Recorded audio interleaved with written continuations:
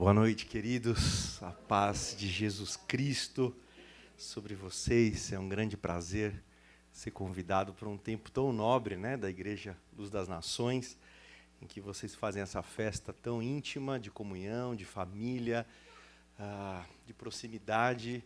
Então, já era para eu ter vindo outra vez, né, e acabou não dando certo de última hora. Então, hoje é um prazer que tenha dado certo. Agradecer ao pastor Luiz mais uma vez por emprestar aí o púlpito. Já estive lá na igreja, em outro momento, então tem sido muito legal caminhar mais próximo aí dessa igreja.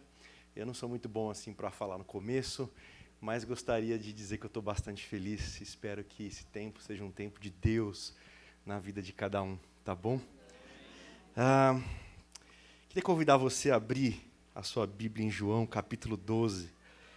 Tem uma notícia que eu não sei se é muito boa, né, pastor Luiz, que eu vou falar todas as vezes.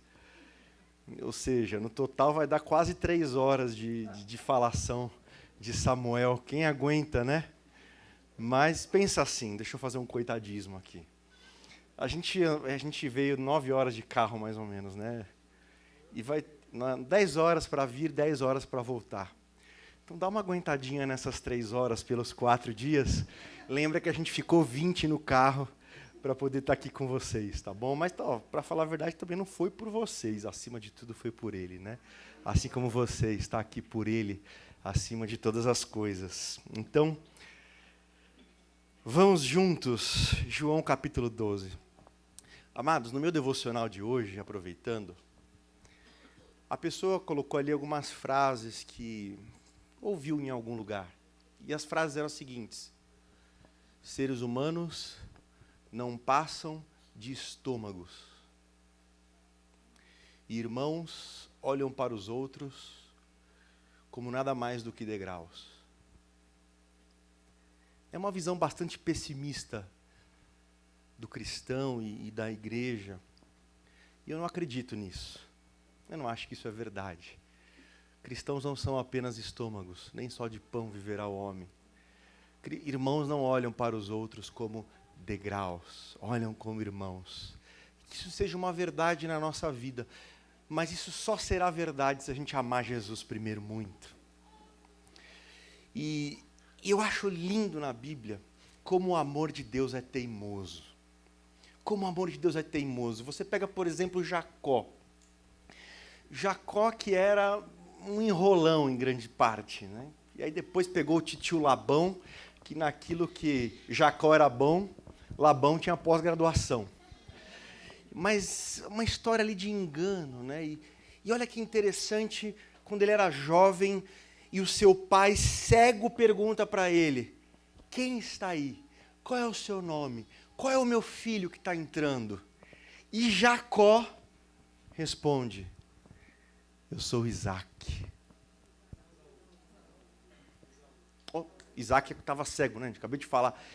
Eu sou Esaú. E aí fecha-se uma cortina numa mentira. 20 anos depois, quando Jacó está voltando para casa e tem aquela luta com um anjo, e eu não vou te soltar se você não me abençoar, qual é a pergunta que ele ouve? Qual é o seu nome? Ou seja, 20 anos depois, Deus coloca Jacó diante da mesma pergunta, dando a ele a oportunidade de agora falar a verdade. Porque Deus só pode abençoar alguém depois de vencer esse alguém. E a mesma coisa no Novo Testamento acontece com Pedro. O apóstolo Pedro, que negou Jesus 3 vezes, numa fogueira, para se esquentar. As pessoas chegavam: você o conhece, você andava com ele. Ele não, e negando. Jesus morre, Jesus ressuscita. No capítulo 21 de João, surge Jesus na praia e diz a Bíblia: havia uma fogueira. E numa fogueira foi o cenário em que Pedro negou Jesus. E numa fogueira Jesus chama de novo Pedro para conversar. Pedro, tu me amas? Pedro, tu me amas? Pedro, tu me amas? Ou seja, aquela fogueira que era para ser um símbolo da derrota de Pedro, se torna o símbolo da restauração de Pedro. Tudo isso para te dizer que eu não sei como você chegou nesse retiro. E talvez você pode estar muito decepcionado consigo mesmo, com o seu cristianismo. Tem muita coisa fora do lugar. E você talvez na sua caminhada já deixou escapar tanta coisa, já viveu tanta coisa com Deus, e isso foi perdido. E talvez no seu coração e no meu fica aquele sentimento de que o melhor tempo já passou. A melhor fase já passou, mas de repente existe uma fogueira de fracasso aí na sua vida. E o nosso Cristo é tão maravilhoso que se você está vivo, você está aqui, Ele vai te chamar para uma nova fogueira. Para te perguntar, ei, você me ama? Porque no fim é isso que importa. No fim é isso que importa. E há tempo novo para nós. Essa é a diferença da pedra e da folha. Se você sair e andar pelo chão, agora você vai encontrar muitas pedras e muitas folhas. Só que elas têm uma grande diferença. A pedra nunca viveu. A folha já. A folha já foi parte de uma árvore, a folha já foi parte de uma história de vida, de um organismo vivo. Então, se você se vê hoje como uma folha caída, como uma folha seca, eu queria encher o seu coração com um pouquinho de esperança, de que esse final de semana pode ser o final de semana de Deus na sua vida, onde aquilo que você achava que estava perdido, haverá um recomeço. Haverá uma renovação, haverá uma restauração, em nome de Jesus.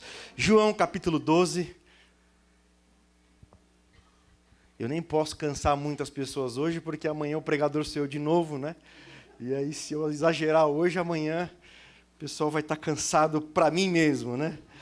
João capítulo 12, diz assim: 6 dias antes da Páscoa, Jesus chegou a Betânia, onde vivia Lázaro, a quem ressuscitara dos mortos. Ali prepararam um jantar para Jesus. Marta servia, enquanto Lázaro estava à mesa com ele. Então, Maria pegou um frasco de nardo puro, que era um perfume caro, derramou sobre os pés de Jesus e os enxugou com os seus cabelos. E a casa encheu-se com a fragrância do perfume. Mas um dos seus discípulos, Judas Iscariotes, que mais tarde iria traí-lo, fez uma objeção. Por que este perfume não foi vendido e o dinheiro dado aos pobres? Seriam 300 denários. Ele não falou isso por se interessar pelos pobres, mas porque era ladrão. Sendo responsável pela bolsa de dinheiro, costumava tirar o que nela era colocado.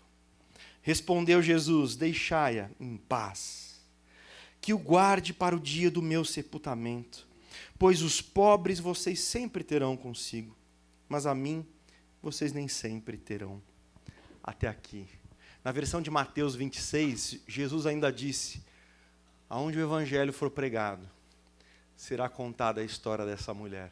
E nós estamos aqui há quase 2000 anos, confirmando a profecia de Jesus, de que a história daquela mulher, naquele povoado pequeno de Betânia, fica a 3 quilômetros de Jerusalém, aquela história, aquele acontecimento, chegou nas nações do mundo, chegou no Brasil e chegou no 15º encontro da igreja. A gente olha nesse texto, e eu pretendo ser breve nessa noite, e a gente percebe em Maria algo muito precioso, que nós precisamos ter. Jesus provavelmente levou os seus discípulos para a região onde morava Lázaro, porque Jesus está a 6 dias da sua morte. Daqui 6 dias, Jesus estaria morto. E Jesus, sabendo da dificuldade dos seus discípulos para lidar com a sua morte, com o seu sofrimento, leva os seus discípulos para um lugar memorial de ressurreição, onde Lázaro foi ressurreto por Jesus. Um lugar que era um memorial de vida. E nesse lugar aparece essa tal de Maria, Maria de Betânia. E uma das coisas mais preciosas que existe em Maria, eu queria que você prestasse atenção, é que sempre, sem exceção, que Maria aparece nos evangelhos, ela está aos pés de Jesus.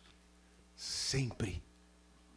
A primeira vez em Lucas capítulo 10, ela está aos pés de Jesus para aprender. Em João capítulo 11, na ressurreição de Lázaro, ela está aos pés de Jesus para chorar. E aqui ela aparece novamente aos pés de Jesus para honrar, para agradecer, para amar. A primeira coisa que nós precisamos guardar desse retiro é: não existe lugar mais alto do que o lugar onde essa mulher chegou, aos pés de Jesus. Títulos, cargos, currículos, posições, aplausos, tudo que você puder pensar, sempre estará abaixo dessa posição. Os pés de Jesus. Os pés de Jesus são o lugar mais alto que um cristão ou uma cristã podem chegar. E ela amava esse lugar.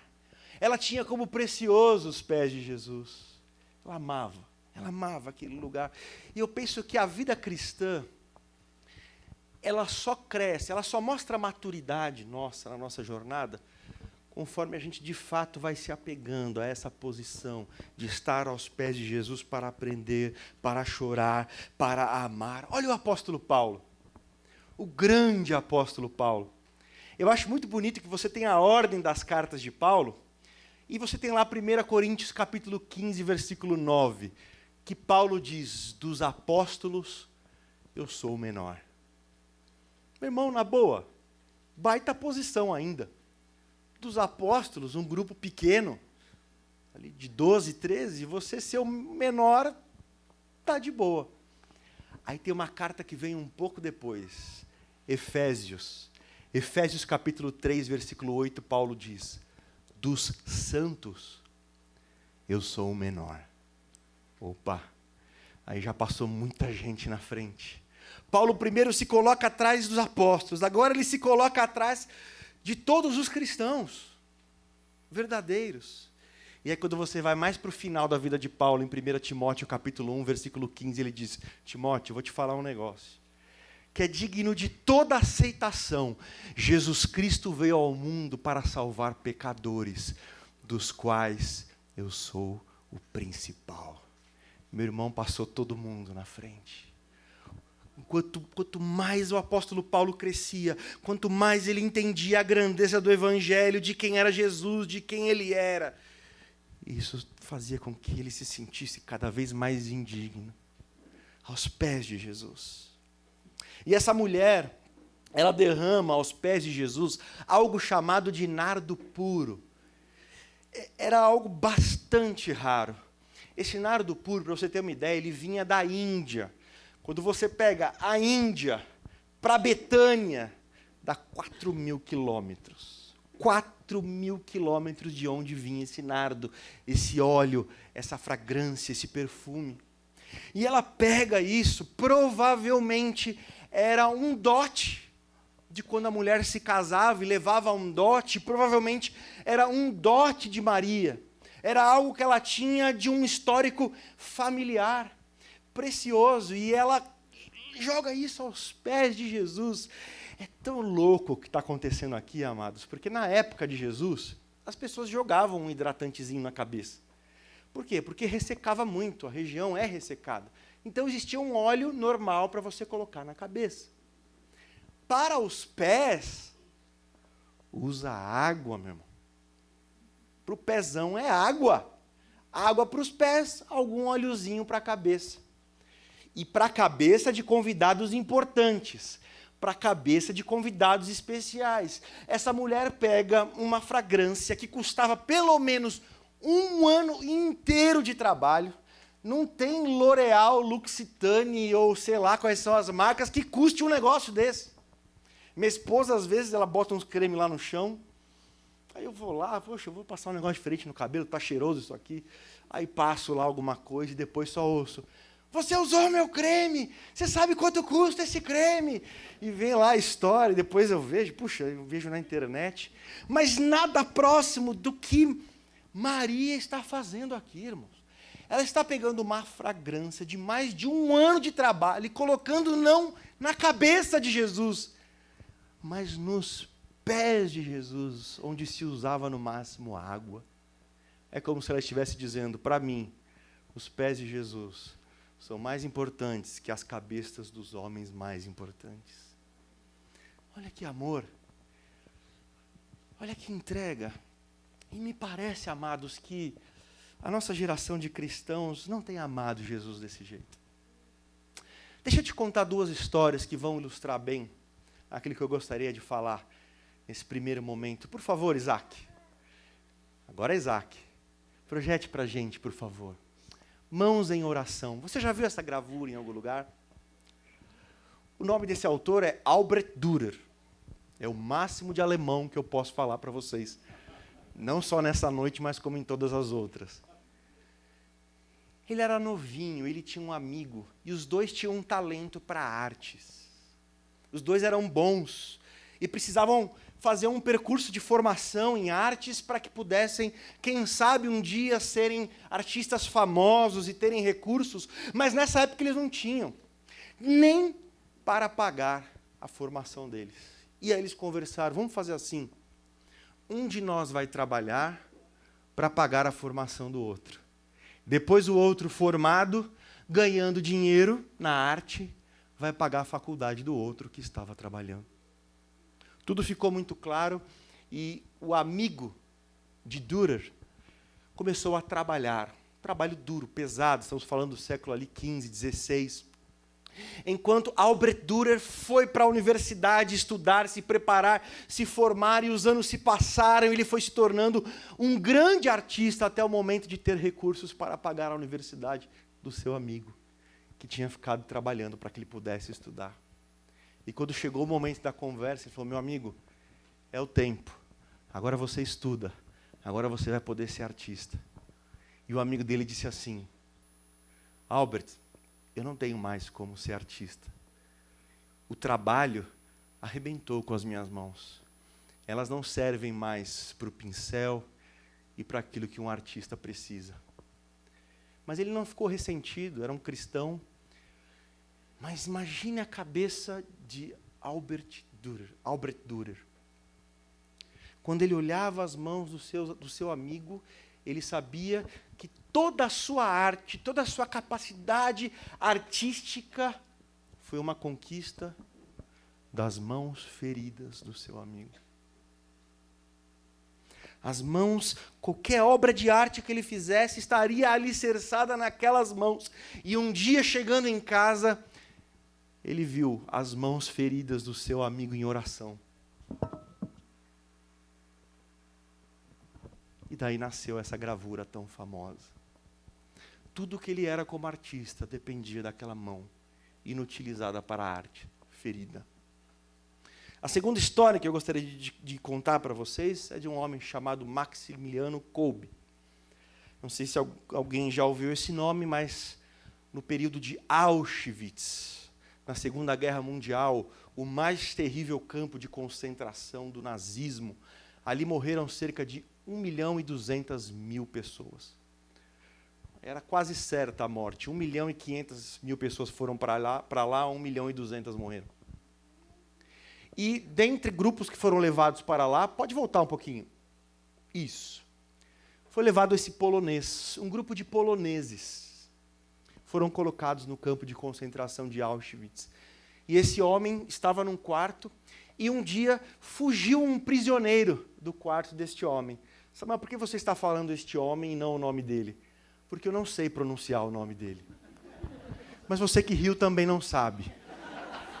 Então não me irrite, né? Esse era um prisioneiro. E um dia fugiu um prisioneiro desse quarto onde ele estava. E tinha uma regra em Auschwitz, no campo de concentração. Quando fugia um prisioneiro, se não aparecesse até o final do dia, 10 pessoas do quarto daquele prisioneiro eram colocados no quarto da fome. Um quarto fechado, para ficar até morrer de fome. Simplesmente assim. O dia passou e eles eram escolhidos aleatoriamente. Os guardas nazistas disseram, olha, ele não voltou. Então 10 pessoas desse quarto vão morrer. Então você escolheram os 10. Um dos 10 era este homem. Quando ele foi escolhido, ele começou a chorar. Eu nunca mais vou ver minha esposa, eu nunca mais vou ver meus filhos, eu nunca mais vou ver os meus amados. E, enfim, foi para uma fila de 10 pessoas que iriam para esse quarto da morte, para esse quarto da fome. Quando eles estavam prestes a ir, próximo slide, este homem, Maximiliano Kolbe, pediu licença, saiu, falou, eu gostaria de falar algo. Pode falar, né, com aquela gentileza nazista. Eu gostaria de tomar o lugar de um dos homens que foi condenado ao quarto da fome. Como assim, você está louco? Que homem você quer substituir? Aquele que estava chorando por não mais ver a esposa, por não mais ver os filhos. E Maximiliano Kolbe, que era um cristão, foi colocado naquele grupo. Foi enviado para o quarto da fome. E ele morreu 13 dias depois apenas. Pode passar? Essa é a cela da fome de Auschwitz, onde foram colocados os 10. Pode passar, o último. Esse daí é o prisioneiro, com o nome impronunciável. Olha o que ele disse. Ele morreu em 95, muito tempo depois de Auschwitz, mais de 50 anos depois. Ele disse, enquanto eu tiver fôlego nos pulmões, considero ser meu dever dizer às pessoas sobre o ato heróico de amor por Maximiliano Kolbe. E por que eu trouxe essas duas histórias, amados, nessa manhã, nessa noite de sexta-feira? Porque o sentimento deste homem por Maximiliano que o substituiu, o sentimento daquele artista, Albrecht Dürer, em relação às mãos do seu amigo e que justificavam toda a sua arte, é um pouco do sentimento que nós deveríamos ter em relação a Jesus, que fez tanto mais do que isso por nós. Estes são exemplos lindos, estes são exemplos maravilhosos de entrega, de amor, amor sacrificial, mas que não passam perto do que aquilo que a palavra de Deus diz, por exemplo, em 2 Coríntios 8:9. Ele que era rico, se fez miserável por nós, para que por meio de sua miséria nós fôssemos feitos ricos. Não se compara com 2 Coríntios 5:21, quando diz, aquele que não conheceu o pecado, se fez pecado por nós, para que nele fôssemos feitos justiça de Deus. Meu irmão, Cristo deveria inspirar em nós tanto amor. Cristo deveria inspirar em nós tanta entrega. Ouvir o nome de Jesus, ver o Evangelho, deveria nos fazer sorrir, mesmo nos momentos mais difíceis da nossa vida. E muitas vezes a gente vai perdendo esse amor. Teve uma cristã que no século XVI, ela escreveu um poema para Jesus. Ela escreveu assim, Jesus, não me move para te amar o céu que o Senhor prometeu. E também não me move para te temer o inferno tão temido.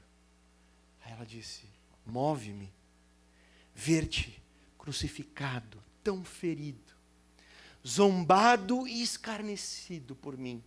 E aí ela termina, isso me move tanto, que ainda que não houvesse o céu eu te amaria, e ainda que não houvesse o inferno eu te temeria. Jesus já foi tão amado por tantos corações. A minha oração é que esse amor cresça em nós. Jesus é digno de ser amado melhor. Jesus é digno de ser amado mais profundamente. E de que nós, como cristãos, tenhamos aquele sentimento do Salmo 116:12. Que daria eu, Senhor, em troca de tantos benefícios? Quando o salmista ainda nem tinha assistido à cruz, a entrega, o verbo que se fez carne. Em Jó, nós encontramos Jó dizendo, Deus, o Senhor não tem olhos de carne.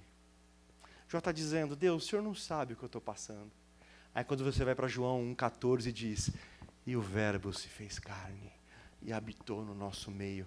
Eu oro para que uma das melhores coisas que aconteça nesse evento, não é nem que você descanse, pegue um solzinho, ou outras coisas muito boas, como comunhão, como alegria, mas que acima de tudo, cresça no seu coração amor por Jesus.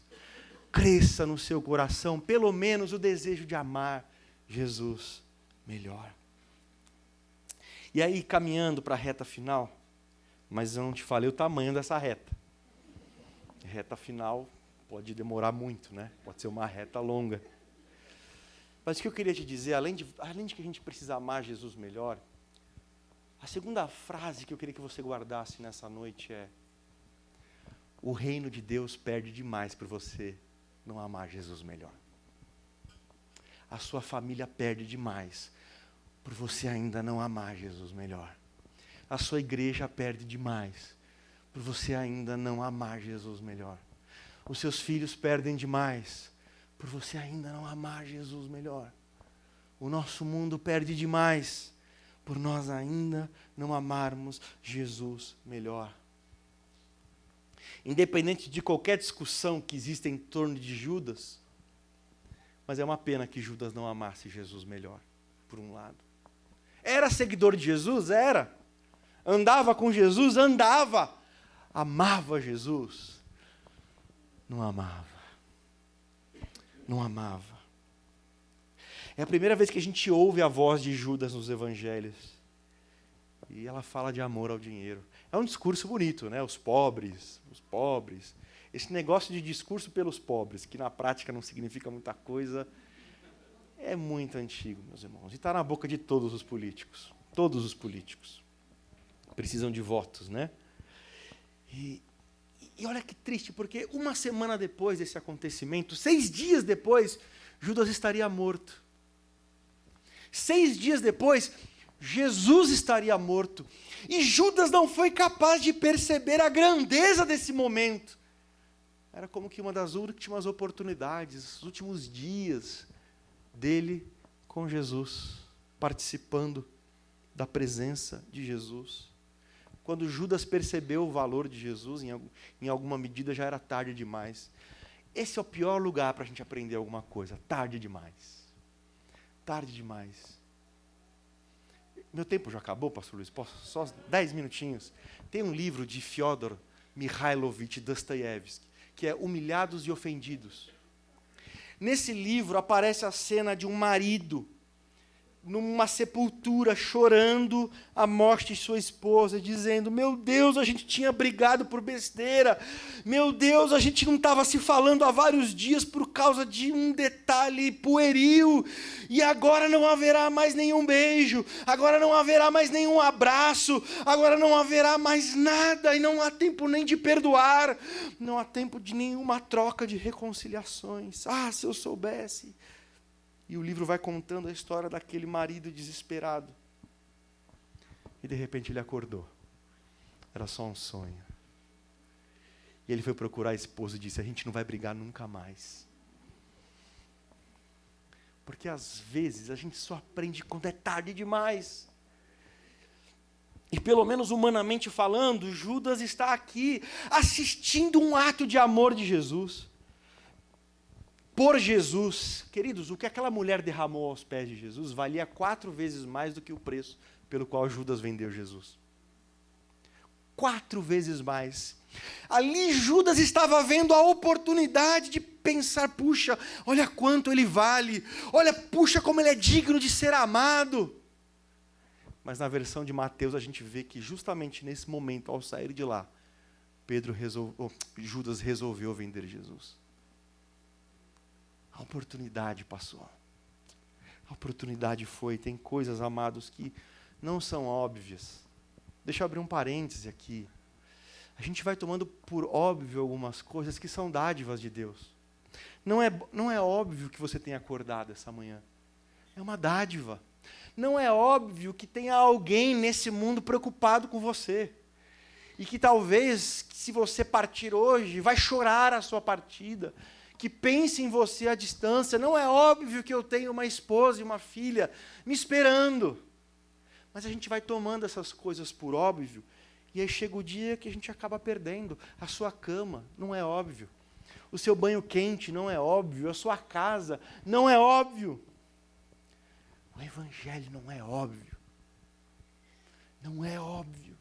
Jamais se acostume com Deus amou o mundo de tal maneira que deu o seu Filho.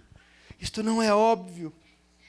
Mas às vezes a nossa caminhada cristã vai sendo uma caminhada como a de Judas, que anda com Jesus, conhece Jesus, está no IBGE daqueles que seguem Jesus, mas não amam Jesus. Mas não amam Jesus. E é tão diferente. É tão diferente quanto o seguinte. Você conhece a fórmula da água?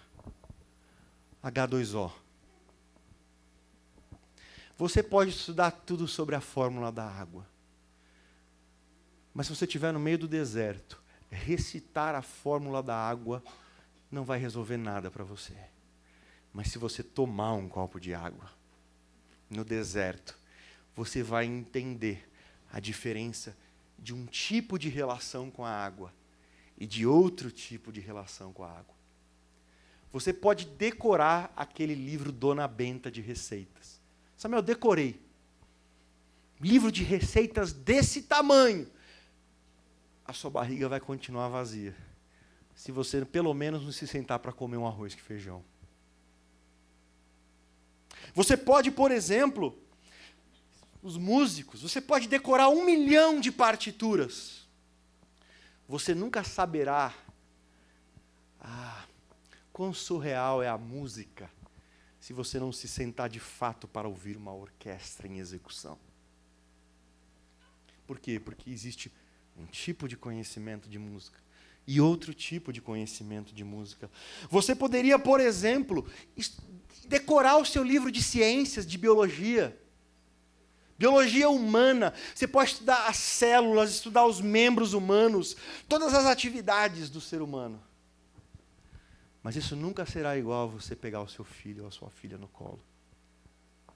Dar um beijo na sua esposa ou no seu marido no dia do eu aceito.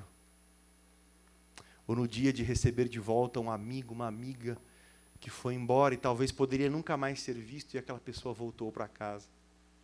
Não é a mesma coisa. Não é a mesma coisa você ir numa loja de construções e pegar uma paleta de cores e ficar olhando todos os tipos de rosa, todos os tipos de amarelo, todos os tipos de vermelho. Se você não tiver a experiência de sentar num pôr do sol e ver o amarelo, o laranja e o vermelho se misturando na beleza de um pôr do sol. Há um jeito de conhecer as cores e outro jeito de conhecer as cores. Há um jeito de conhecer Jesus e há outro jeito de conhecer Jesus. E o jeito de conhecer, de conhecer Jesus de verdade é o amando. É o amando. E o mundo perde demais, sua família perde demais, a igreja perde demais, você perde demais, o reino de Deus perde demais, quando nós não amamos ou não nos relacionamos com Jesus dessa forma. Agora sim, para terminar, chama muita atenção nessa passagem, o quanto Maria não está nem aí para ninguém. O Judas fala daqui, o outro acha de lá. Ela tem Jesus, os pés de Cristo, agradecê-lo, honrá-lo, amá-lo, e até profeticamente, como Jesus falou, preparando o corpo dele para a morte de Cristo. Para ela era isso que pesava, para ela era isso que tinha relevância. E nós vivemos numa época de muita aprovação, de muitos likes, de muito politicamente correto.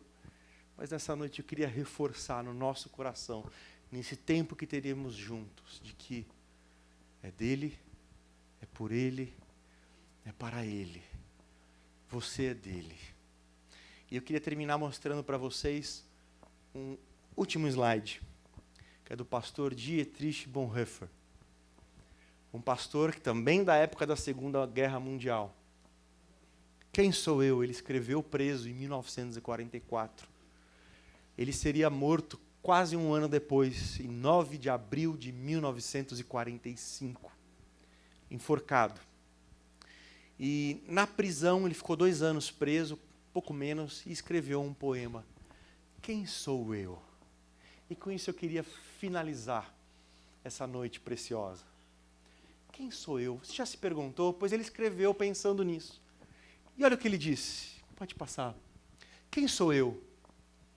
Seguidamente me dizem que saio da minha cela tão sereno, alegre e firme, qual dono de um castelo.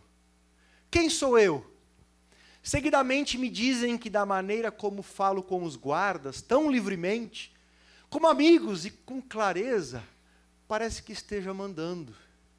Quem sou eu? Também me dizem que suporto os dias de infortúnio, impassível, sorridente e com orgulho, como alguém que se costuma a vencer. Até aqui o que ele está dizendo é, eu quero buscar entender quem sou eu, e quando eu ouço o que as pessoas dizem sobre quem eu sou, eu ouço elas dizendo que eu sou corajoso, que eu sou forte, que eu sou um prisioneiro que sabe passar com excelência por esse infortúnio, por essa dificuldade. Quem sou eu? E aí ele continua. Sou o mesmo que os outros dizem de mim?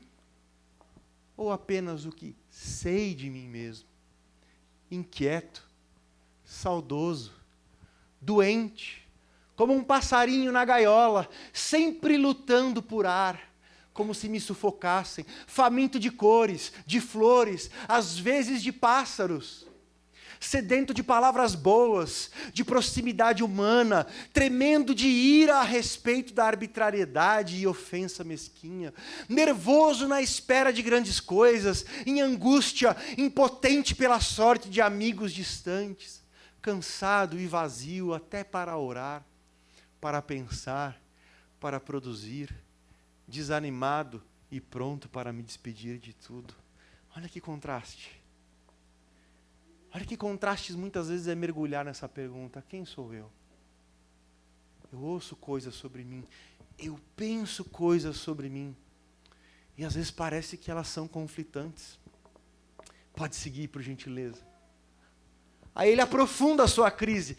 Quem sou eu? Este ou aquele? Sou hoje este e amanhã um outro? Sou porventura tudo ao mesmo tempo? Perante as pessoas, talvez um hipócrita e um covarde miserável diante de mim mesmo? Ou será que aquilo que ainda em mim perdura seja como um exército em derradeira fuga, à vista de uma vitória já ganha? E antes do último slide, que é o que eu gostaria de tudo que a gente falou aqui, que fosse a nossa oração e a sua certeza. Que lidando com esse monte de vozes, vozes dos outros, vozes de nós mesmos, ele entende que ele precisa de uma conclusão para essa pergunta: quem sou eu? E ele finaliza dizendo, pode passar, por favor? Quem sou eu? A própria pergunta nesta solidão de mim parece pretender zombar.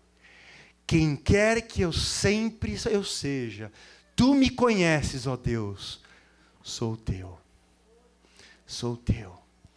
Eu queria finalizar com isso, para que, eu não sei como seu coração chegou aqui, ou como você vai dormir hoje, mas que para a sua cama, para o seu quarto, nessa noite nós terminássemos orando, dizendo: Senhor, eu quero te amar melhor, porque eu sei o quanto o reino de Deus tem perdido pela minha omissão, pelo meu distanciamento, pela minha frieza de amor a Ti.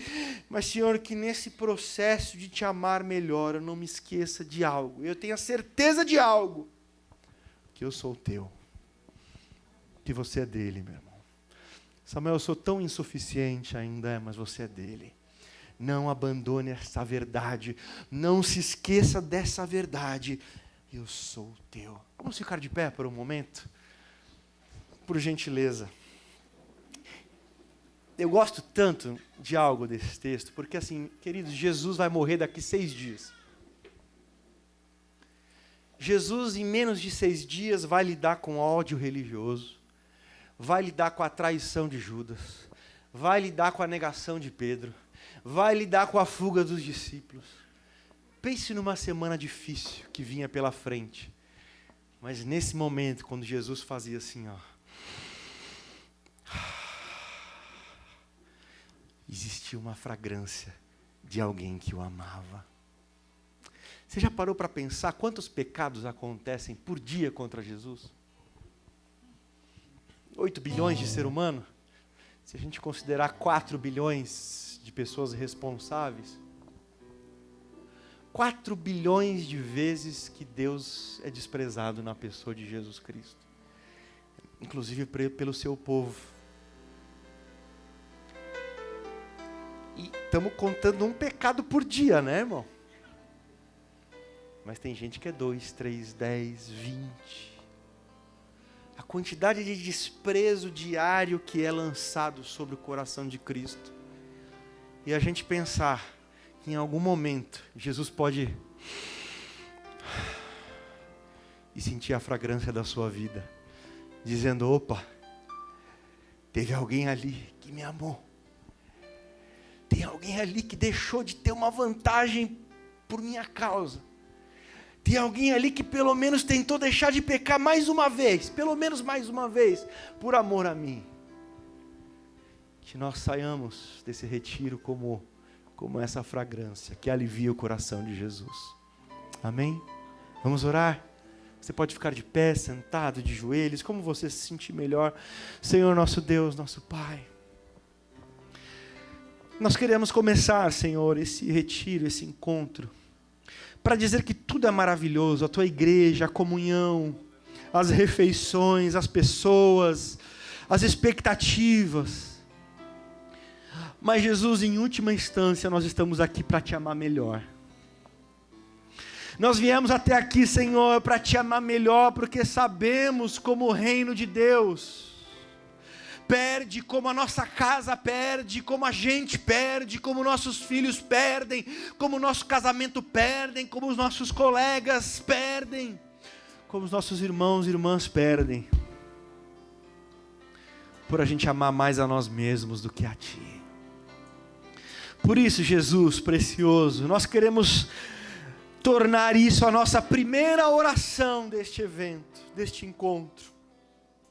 Que esse encontro seja encontro contigo, encontro de amor contigo. E um encontro de quem não se esquece. Em meio a tantas dúvidas de futuro, dúvidas de economia, dúvidas de política, dúvidas de identidade, dúvidas de relacionamentos, nós temos uma certeza: quem quer que nós sejamos, Senhor, Tu sabes, somos Teus, somos Teus. Você pode repetir isso? Eu sou Teu, Senhor, eu sou Tua. Senhor, eu sou Teu, Senhor, eu sou Tua. Senhor, eu posso ter te decepcionado muito até aqui, mas eu sou Teu.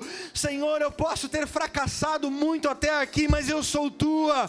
Senhor, eu posso ter deixado a desejar muito até este momento, mas eu sou Teu, Senhor, e não abro mão de desejar Te amar mais. E mesmo que o meu amor até hoje tenha sido fraco, ensina-me a Te amar, Senhor. Ensina-me a Te amar melhor. É a nossa oração desta noite, em nome de Jesus. Amém. Graças a Deus. Deus abençoe.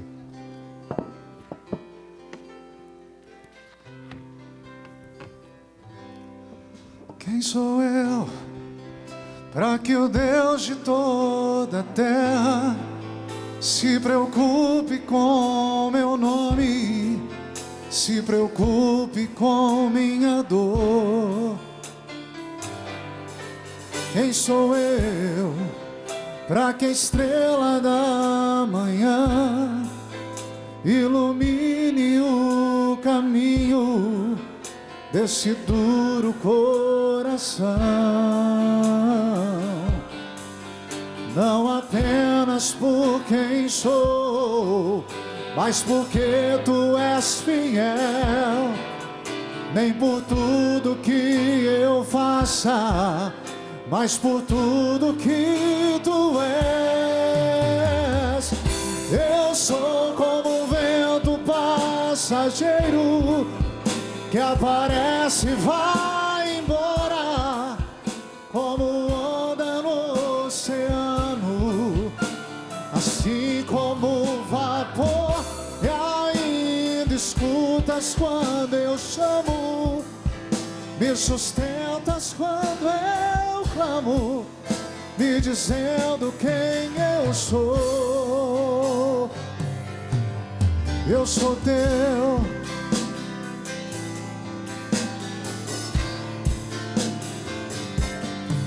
Quem sou eu para ser visto com amor?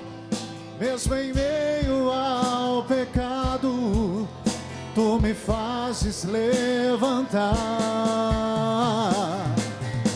Quem sou eu para que a voz que acalma o mar e acaba com a tormenta que se faz dentro de mim? Não apenas por quem sou, mas porque tu és fiel. Nem por tudo que eu faça, mas por tudo que tu és. Eu sou como um vento passageiro que aparece e vai embora, como onda no oceano, assim como o vapor. E ainda escutas quando eu chamo, me sustentas quando eu clamo, me dizendo quem eu sou. Eu sou teu.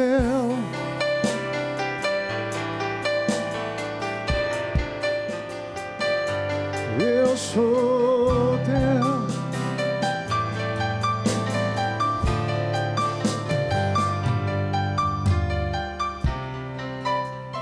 Irmãos, eu acho que nós poderíamos passar o resto da noite aqui.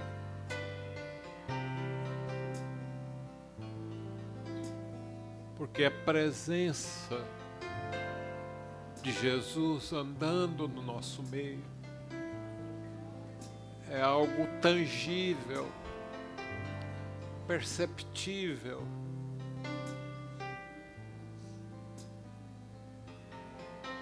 Eu louvo a Deus, irmãos, porque eu sou dele.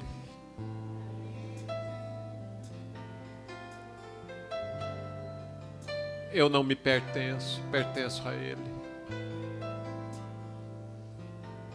Nós cantamos no começo aqui, que desde o ventre da nossa mãe, nós fomos identificados por Deus. Nós não somos obra do acaso, do acidente, mas nós somos obra da programação de Deus para nós. Deus sabia que eu chamaria Luiz, casaria com a Neide, teria o Arnaldo, a Patrícia e o André como filhos, e que ele levaria a Patrícia precocemente, mas sem nenhuma contestação da nossa parte. Eu e a Neide nunca. Eu me lembro quando meu pai faleceu, 35 anos depois que minha filha tinha sido sepultada. Eu tive que ir lá no cemitério para liberar o túmulo para sepultar meu pai. E precisava alguém da família para presenciar a abertura lá daquele buraco que se coloca. E lá estava, queridos, onde tinha sido sepultada a Patrícia. E a Neide tinha embrulhado a Patrícia numa manta que ela tinha. A manta estava intacta. 35 anos depois, nenhum vestígio da Patrícia. Eu louvei a Deus porque eu pude ainda lembrar disto, vendo ali aquela cena, e dizer: o Senhor continua sendo meu Deus e eu sou teu. Sabe, irmãos, e tem momentos na nossa vida que são muito marcantes, como hoje, por exemplo, nós temos aqui um casal, o pastor, foi pastor do Adélcio e da Eliane. Onde é que está o pastor? Você deve estar feliz de ter visto eles aqui depois de tantos anos, né, meu irmão? Que alegria poder ver aquela ovelha que você cuidou, apacentou tantos anos atrás e hoje Continua nos caminhos do Senhor.